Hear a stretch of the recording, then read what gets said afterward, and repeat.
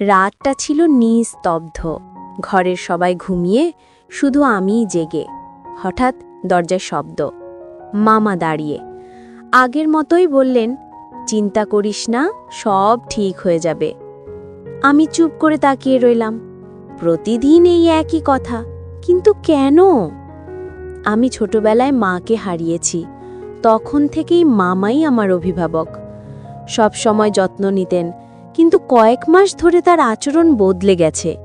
রাতের অন্ধকারে তিনি আসেন, বলেন একই কথা, তারপর চুপচাপ চলে যান।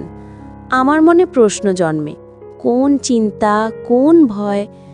এক রাতে সাহস করে জিজ্ঞেস করলাম, মামা, আপনি প্রতিদিন একই কথা বলেন কেন?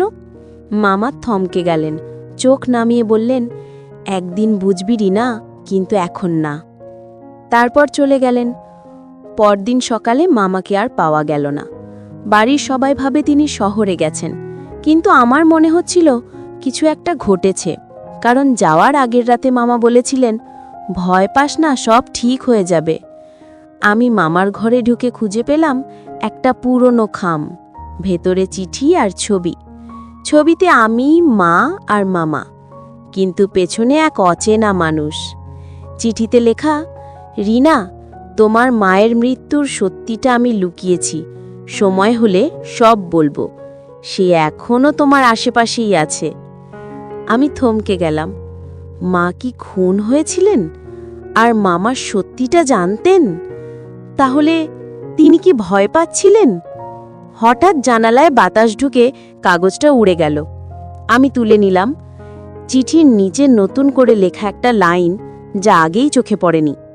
যদি আমি হারিয়ে যাই, তুই ভয় পাবি না, আমি তোর কাছেই থাকব। ঠিক তখন দরজায় টোকা। আমি চমকে উঠলাম। দরজা খুলে দেখি কেউ নেই, শুধু মামার ঘড়িটা মেঝেতে পড়ে। বাতাসে সেই পরিচিত আতরের গন্ধ। আমার চোখে জল এসে গেল। তারপর থেকে প্রতিদিন রাতে ঘরে বসলে সেই গন্ধ পাই। জানি না মামা কোথায়, কিন্তু মনে হয় তিনি আছেন। তার কণ্ঠ যেন কানে ভাসে, চিন্তা করিস না, সব ঠিক হয়ে যাবে। হয়তো একদিন সত্যিই ঠিক হবে, হয়তো মামার অসমাপ্ত কাজ এখন আমার দায়িত্ব। সত্যিটা আমি বের করব, যেভাবে মামা চেয়েছিলেন। বন্ধুরা, এই রকম নতুন ভিডিও পেতে চাইলে চ্যানেলটি সাবস্ক্রাইব করুন।